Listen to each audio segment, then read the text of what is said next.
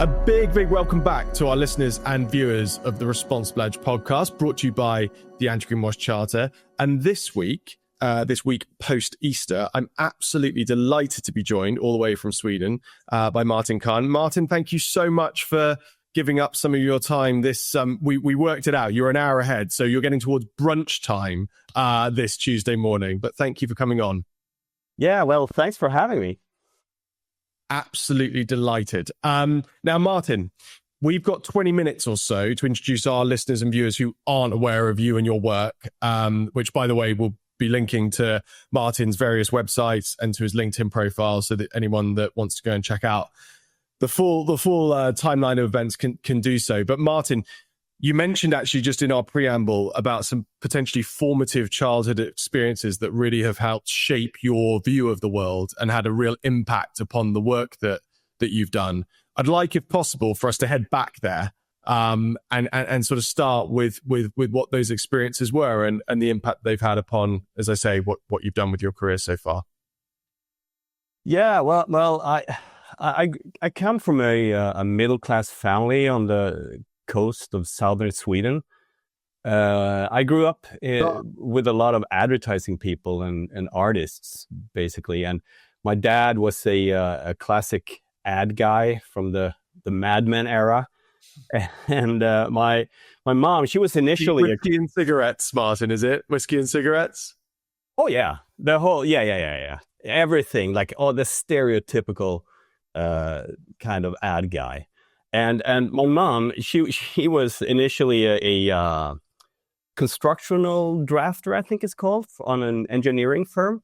But then eventually she ended up in advertising as well, as a final artist. So, and I mean, that pretty much, that shaped me. That was one thing that shaped me a lot, of course. But then on my mom, she was also a very passionate nature lover. Mm-hmm. So she introduced me a lot to biology, and I mean, as a kid, I could early on name hundreds of birds and fish and flowers and all kinds of animals. Mm-hmm. And I spent a lot of time exploring the forest. We lived close, and we lived close to the ocean as well. So I spent a lot of time snorkeling and diving. So that was one side. And the other side was that I also studied my dad's books with internationally awarded advertising. Mm-hmm. And I was very, very fascinated by that. Like it was like these very, very intelligent American ads for everything from airlines to bagels, basically.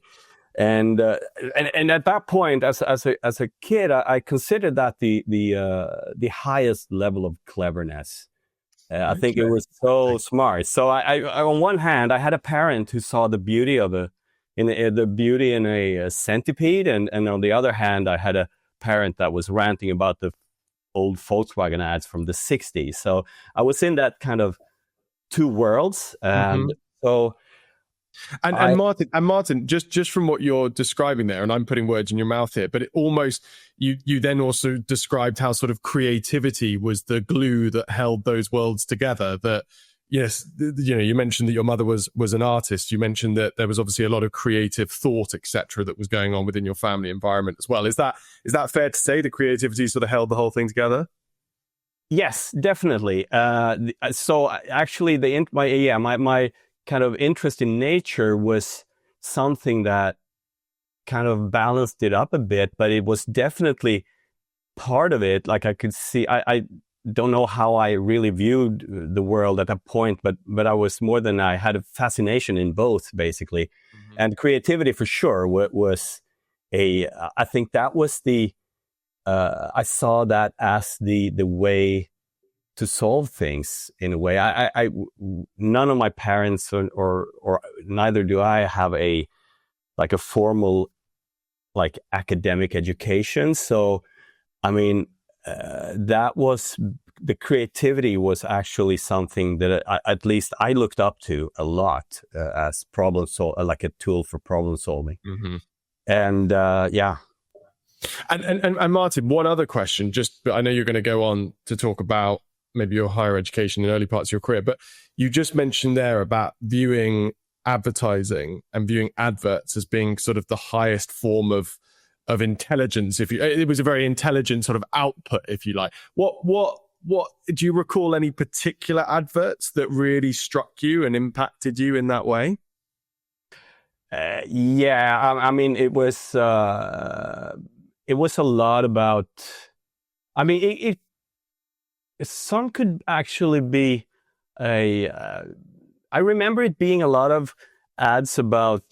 It was since it was 70s and 80s, it was a lot about cool liquor ads and stuff like that on one hand, but it was also like these kind of more social awareness ads at the time that we actually had some serious issues that you actually, it was packaged in a clever way that actually struck me. It wasn't like the boring information that you usually, when it comes to certain, what do you say, serious issues, it wasn't, it was communicated in just basically a smart way that triggered me. Which obviously is going to be really interesting to kind of draw comparisons to the article that we're gonna talk about today. But yeah. I stopped doing kind of full flight. Let's go back to what happened next in terms of your sort of higher education and then the early part of your career. Yeah, or the lack of higher education, I have to say. But no, I initially dreamt of becoming a marine biologist or an oceanographer like Jacques Cousteau, like a lot of kids in my age at the time did. But in school, I sucked in math and physics and chemistry, and that pretty much closed the door to higher studies in biology. So, but thankfully, those shortcomings that was no problem in advertising. So I had an internship at an ad agency in the early 80s. And at that point, it was a defining moment because I was blown away by seeing art directors, like adults with ponytails and snakeskin boots and wearing sunglasses indoors, and they were treated like gurus, and so I figured out, like, if this is adulthood and work life, like, sign me up. It was as simple as that. So that kind of was taking that was the end of my marine biology ambitions. And was that, Martin, because you saw it as play? It looked fun. It looks, yeah, definitely. Cool. It was cool and fun, and it was also the fact. I remember there was those simple things that you had those guys, the art directors. They had these kind of well-designed huge tables with, like, there was like an ocean of colored magic markers.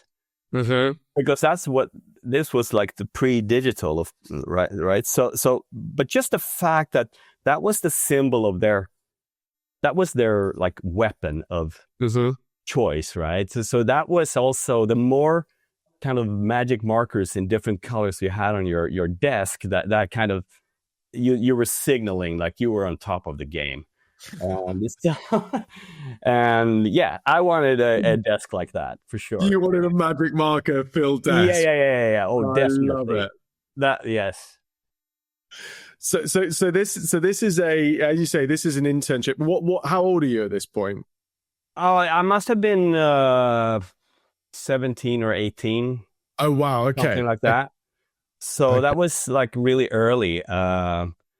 So, and yeah, that was one of those things as well. Like after school, I didn't go to a university. I was, because, yeah, as I said, like, it was an easy way into advertising through my parents. And also it was one of those things where you didn't question, like, yeah, well, I can do this, and so why not? It was very easy for me to get into that. And it was also yeah, and as I said, it seemed fun, and it was definitely the coolest place to be, I think.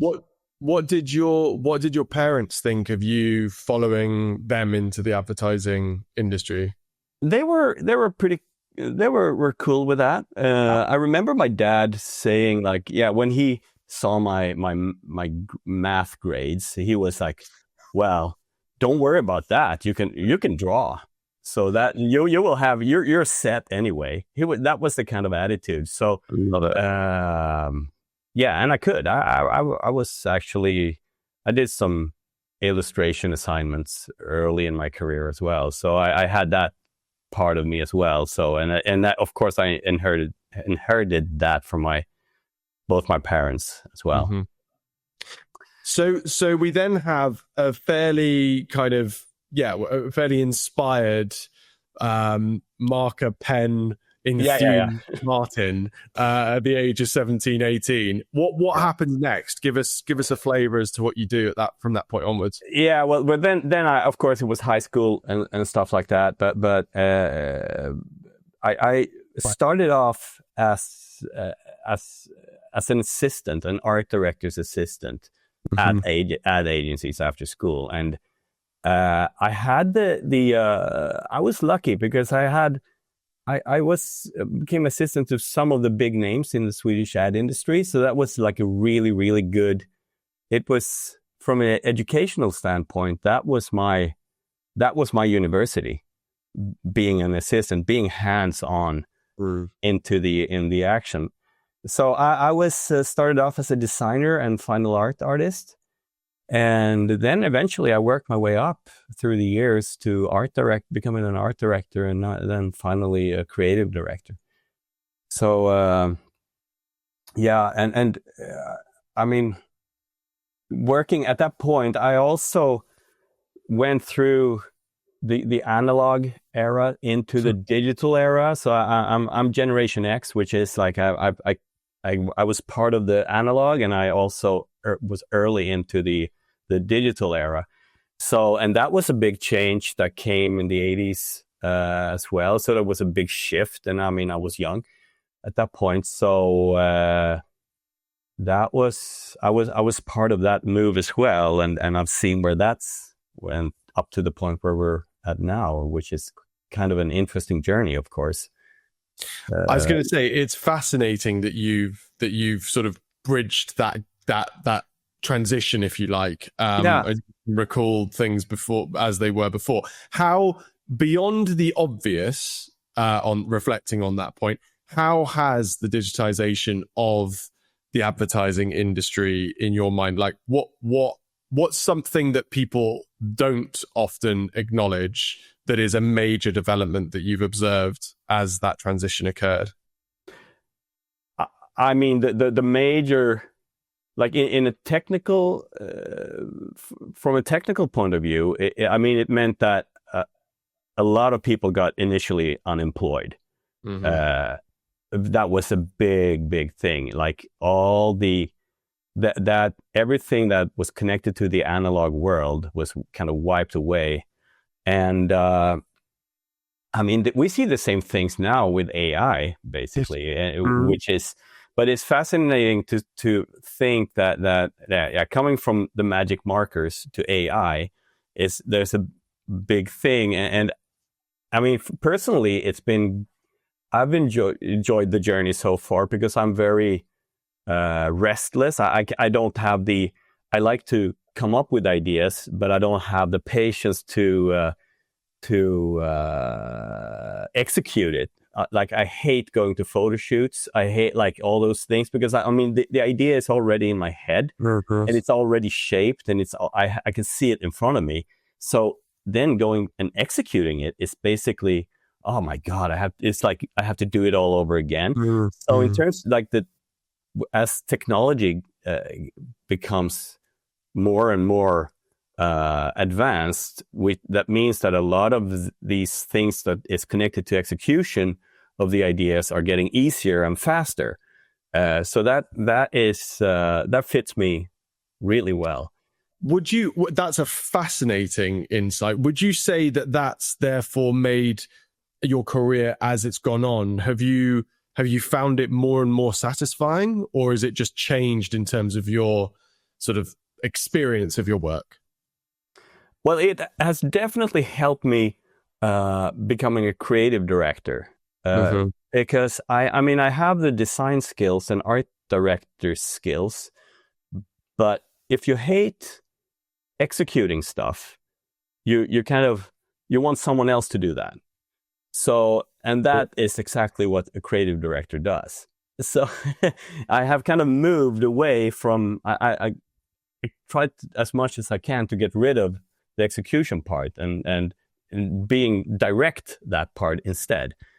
So that is, I don't know if that answers your question, No, but it does. It really does, Martin. And I think it's I was going to say, it's a really fascinating observation for true creatives out there that have kind of been liberated, if you like, by the technological advancements that have aided the execution and implementation of the vision that the creatives have. I think that's a fascinating observation. We could almost create a whole other episode of Responsible Edge talking about that. But I've got a couple more questions on you before we move on to the article. You kind of alluded to your passion growing up, influenced significantly by your mother's interest in biology and how she helped you sort of understand and appreciate things around the natural world. Just what role throughout your professional career has sustainability and environmentalism played? Like, how involved have you been? How has that sort of changed throughout your career? And perhaps just bring people up to like the present day, how much of your work is focused on sustainability communications?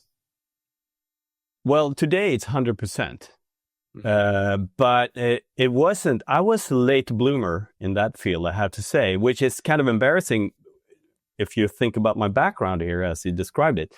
It is. I worked away, and I've been working in all kinds of big agencies, small creative shops, and throughout. I've done it in Denmark and in Sweden and in Canada and traditional ad agencies, basically. But on all my free time, I spent like close to nature and doing all kinds of nature-related activities. And I never connected these two worlds. I remember seeing stuff like I was aware of climate change, of course, and a lot of the ethical issues with our food systems and also like the loss of biodiversity and stuff like that. But it wasn't until 10 years ago that I came to a full stop. It was like, and at that point I had been in advertising for like 30 years, and it was like I had an unpleasant epiphany kind of thing. It was. Because I hadn't connected my interest in nature with what I did between 9 and 5 every day. So that's the embarrassing part. And so at that point, like suddenly, I just started to question my role as a cog in an economical system that was based on eternal growth at the cost of survival for all living organisms, including ourselves. So at that point, it was a point of no return, basically. I could not continue doing what I was doing, so without asking questions. So at that point, I was partner at an ad agency in Copenhagen, and I left immediately. I had to say goodbye to that because it was the business idea of that ad agency was the same as most traditional ad agency. I mean, you work for whoever walks in the door with a bag of money, and the compass is not very extended. It goes as far as like, we don't work with tobacco, guns, and porn. Pretty much, that's the traditional ad agency kind of thing, right? So, I just knew that I had to get into sustainability. I had to link my talent and my expertise and experience from advertising into sustainability at that point. And out of interest, these 10 years when you have been combining that, your professional capacity and passion and enthusiasm with your personal passion and enthusiasm for the environment and natural world. Like, what's that been like for you personally in terms of working in that way? It's been very satisfying.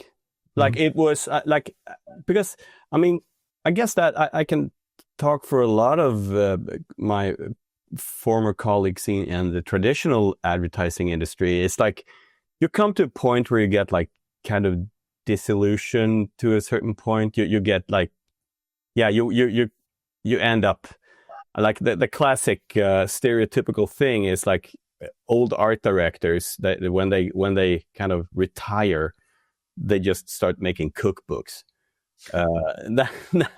Which is that's the trodden path. I think it's so sad though, because I don't want to do cookbooks. So I had to kind of no, but I mean, so actually finding a purpose like 10 years ago, that was like it was like reinventing myself. It was very satisfying, and I didn't know how to do it. I left my agency in Copenhagen and went back to Sweden, and I got hired as a creative director at the Swedish branch of an agency called Futera. Mm-hmm. And Futera is one of the leading sustainability communications agencies in the world, actually, and they're based in London. And this was like coming in there, like being part of that. It was like entering the gates of heaven for me, because I had never worked close with communication activists and sustainability strategists and climate specialists and stuff like that. All of those things were like I was kind of combined with me as a communication expert. So it was like a very, very inspiring crash course in sustainability communications. I learned so much there, and it was, super satisfying.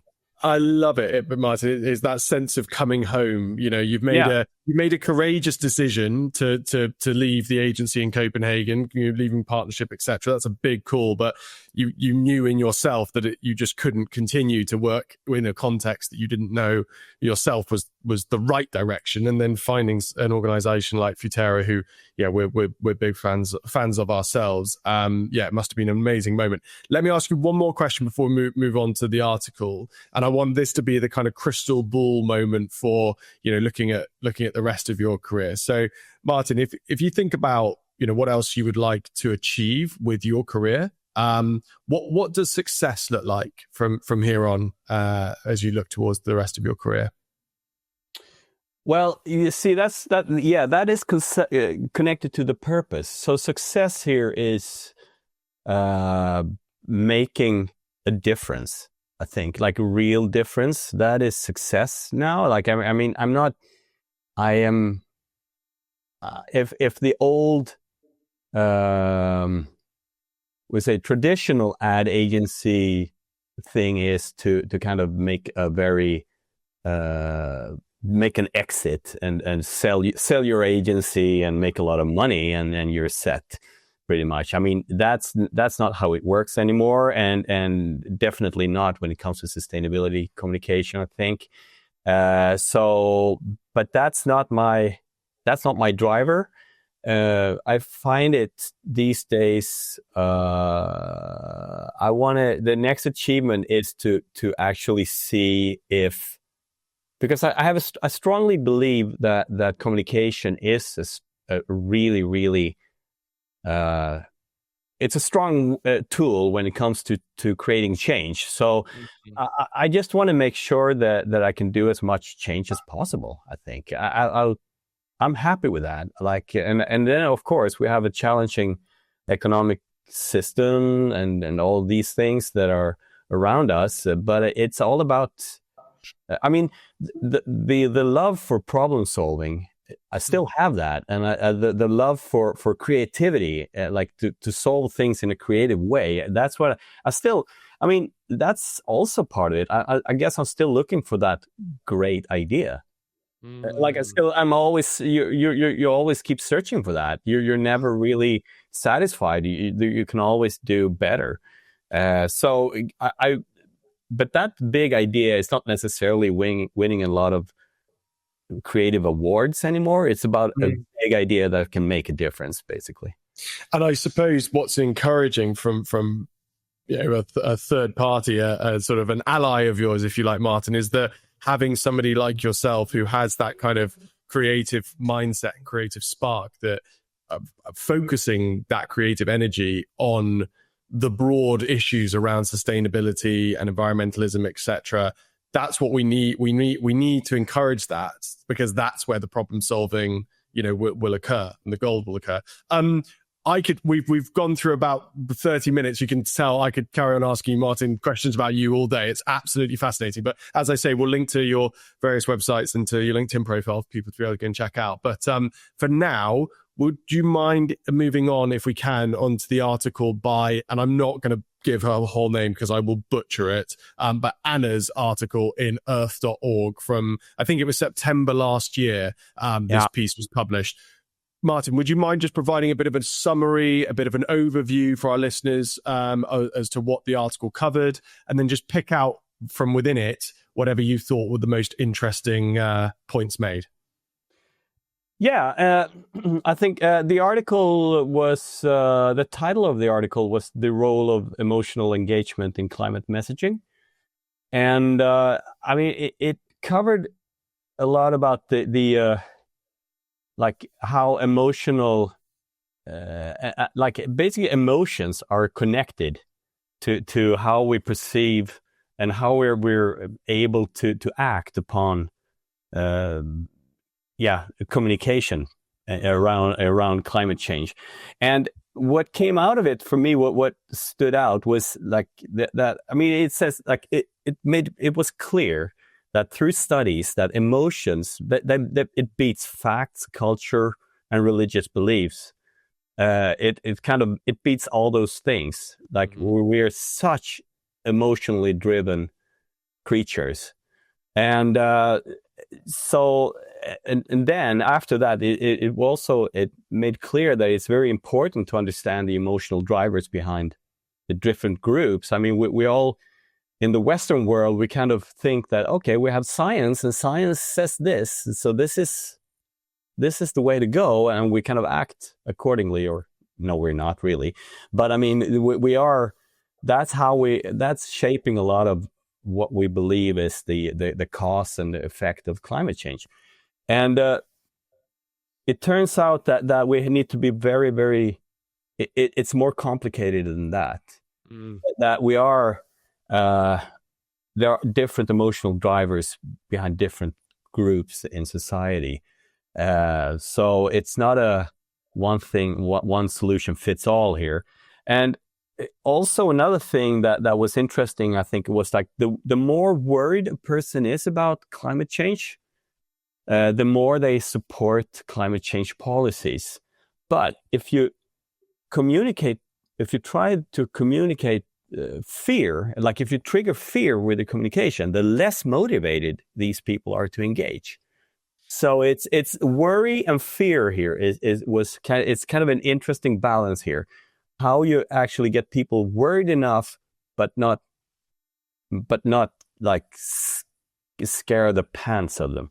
Or whatever you call it.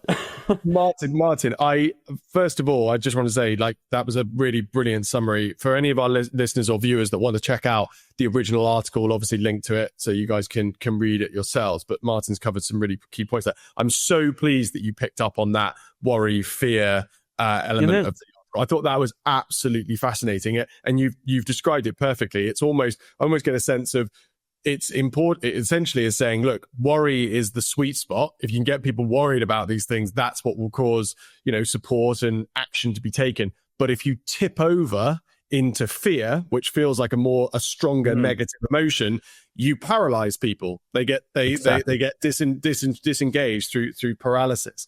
That's super interesting. Do you think that we've therefore had, and again, these are big, broad questions, Martin, so feel free to kind of, I guess, go into a bit more detail if required. But do you feel like we've kind of focused too heavily on fear-based kind of climate messaging and communications, and that's partly why we have kind of people sort of mainly in a fear state as opposed to a worry state, or is that oversimplifying things? Yeah, no, we did. We used to do that. I think it's like I could see that there was a lot more of that kind of fear-based messaging like 10 years ago, or at least definitely when Al Gore made his movie what is it called, Inconvenient Truth. Yeah, sorry. Yeah. I mean, that was like, it was a wake-up call, but I don't think it necessarily I think it was to a certain point counterproductive, because it was the starting point to kind of creating sustainability fatigue among us all. Like, I mean, we can't really, we're it's like, yeah, and it's like screaming, calling wolf, or screaming wolf. There's a saying in Swedish, I don't know what it's saying in English, but it's like you're kind of, yeah, the wolf is coming, but it never shows up. In that, it's kind of the thing with climate change. And at first you get really, really worried, and you feel fear, and then but the more you kind of load upon that, we just lose the motivation. And I think, I mean, that's part of the problem. But today, I think we see more. We know that we need to present solutions. We need to encourage, like, have a positive narratives for us to believe in, and that is actually that are attractive for us to. We want to be served an attractive future, but it has to be realistic, of course. But I mean, it's things that are. I think we have learned a lot through as these things have kind of, what do you say, sustainability communication has matured. And moved into, I think you've nailed that, and moved into this new phase, if you like, of the way that it broadly is working. How do you, in your work, when you've thought about, the campaigns that you're working on that are trying to sort of influence behavior in a positive way, what are the other kind of key characteristics, do you think, of successful sustainability communications? Like, what are the things that the article perhaps didn't touch on that you think are really important when trying to get this stuff right? Well, yeah, I think it is transparency, definitely, it is a key thing if you want to earn trust. That's a thing that I've been working with for a long time with companies that have to do not underestimate the customer's understanding of the situation and where we're heading. And we all know that, for instance, like bragging about or actually saying that, yeah, we have the solution and this is the green future. Like, come on, give me a break. We all know that, and I what else are you lying about? And I mean, that's what because we're getting more and more sensitive, thankfully, more and more sensitive to greenwashing. And I mean, so one of those things is transparency, but also you have to be very relevant. You have to look at yourself from the target's perspective. What is their perception of your brand or your service? That's very, very important, because if you have no clue there, like how do you know how to talk to your customers, basically, and then also, like, be honest. Transparency again. Another thing is I mean, that goes with communication in general. If you want to break through, it's like you have to do something that your target hasn't seen before. Otherwise, you will just immediately. That's why things like using a certain, like, worn down words like sustainability, green, blah blah, and also in the visuals. I mean, we've seen these smiling, happy families on green fields with their windmills behind them, and we're not seeing that anymore. It looks like it looks like all the information that comes from your bank or your local politician. It's just you need to really disrupt the visual language and the way we talk about these things. I think it's and I mean, as if that was the question was like if there is any tools of the trade here for about these things. That, Martin, I think as the visual language thing, I think is fascinating and something that really doesn't. Well, and your point about the use of language, it's really, really fascinating because the visual language element I think doesn't get talked about enough. I think and you're so right. We're so bombarded now, with thousands of messages every day. Like, how do we find those things which actually strike through? And what do you, if sustainability communications was successful over the next kind of 5 to 10 years, like let me kind of pitch that. What would success for sustainability communications look like? What would if you were setting KPIs for how communications in the space would look to evolve, like what would good be? Well, I mean, first of all, it needs to be emotionally attractive. It needs to trigger my emotions in a way, because I mean, it needs to be communication, not information. Communication is information that is emotionally conveyed. But so it needs definitely, we need to figure out what we're doing. And that, number one is, am I informing people or am I communicating to people? That's the first question you need to answer yourself. And because we know that if you tell me what to do, I won't do it. But if you make me believe or feel for it, I will do what you tell me. And so that's one thing. That's the number one thing. And then I think we need to be more. We need to be transparent, of course, and we need to be more humble and more open to dialogue, because we have an increasing polarization in our societies today, which means that even these kind of, science-based things are being questioned. And so it's super complicated to break through today and make people feel things and actually react accordingly. Yeah, and especially because we live in a world where, the sensationalist, negative, commentary, if you like, is just so appealing and attractive. And it does wonders when it comes to all of the kind of metrics which govern our media broadly. But I think you're absolutely right. I think I do come back to this. To me, the idea of, of sort of, I always get taken back. This was Neil deGrasse Tyson talks about, I think, the impact of the space race. The space race between the US and Russia in the 60s, and the impact that had upon the kind of technological advancement that occurred in the US at the time, and the sort of roll-on implications of that in terms of new technology that was developed in domestic situations as well as commercial sort of settings.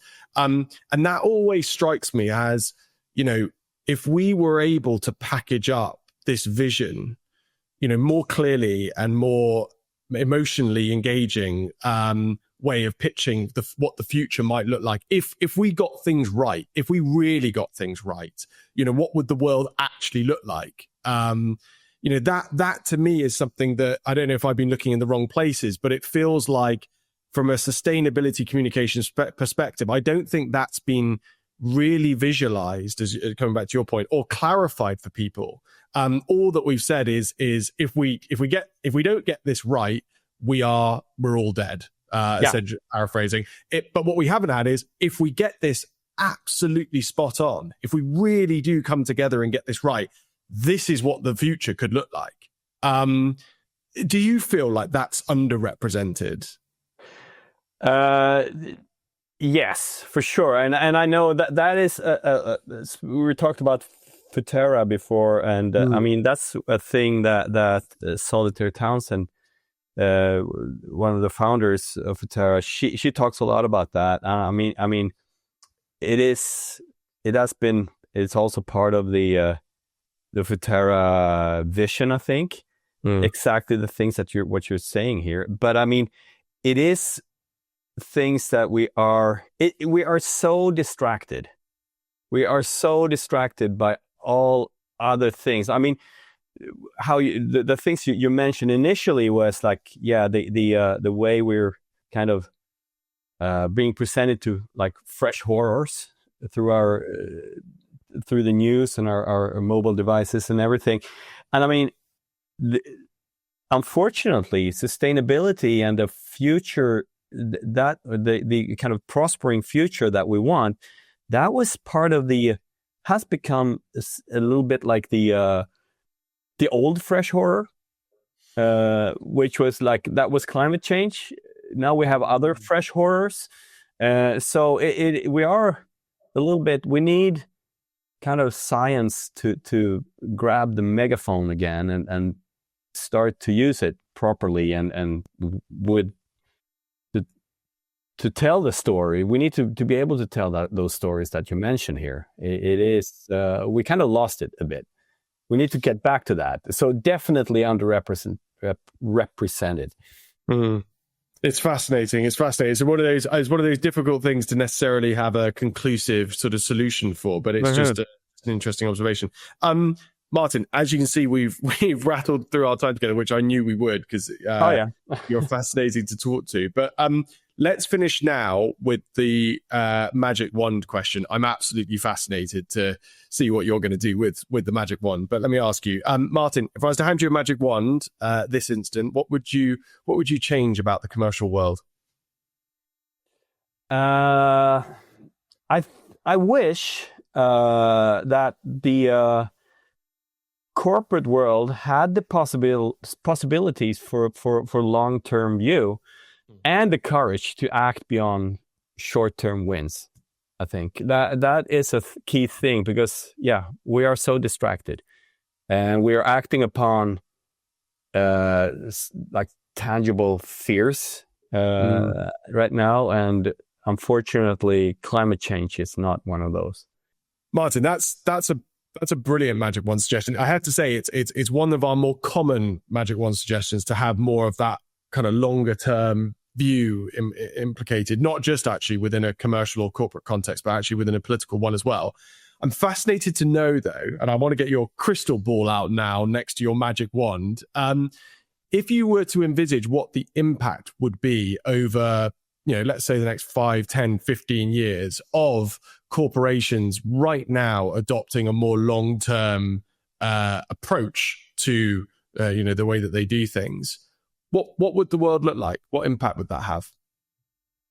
Well, the impact would be that I think our chances will increase for living within the planetary boundaries, which is essential. Like we need to kind of go back to that, or at least stay within the planetary boundaries. We left those a long time ago, and I think if we start to look long term, like if we have a long term view, we can start our chances to actually start. It'll mean degrowth, but degrowth we'll need that for sure.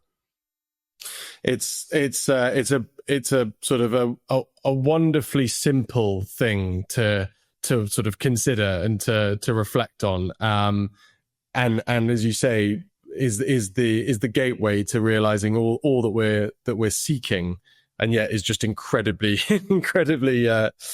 complex to consider the implications of, or how it would be implemented. But Martin, a brilliant suggestion. Thank you so much for joining us for a show this morning. It's been fascinating having you on. We've got some real top quality sound bites for a podcast. So I'm sure our listeners and viewers have enjoyed it too. Thank you for coming on.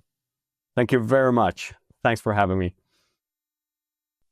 And that's it for today's episode of The Responsible Edge. A big thank you to Martin Kann, Creative Director and Sustainability Communications Expert, for joining me on today's show.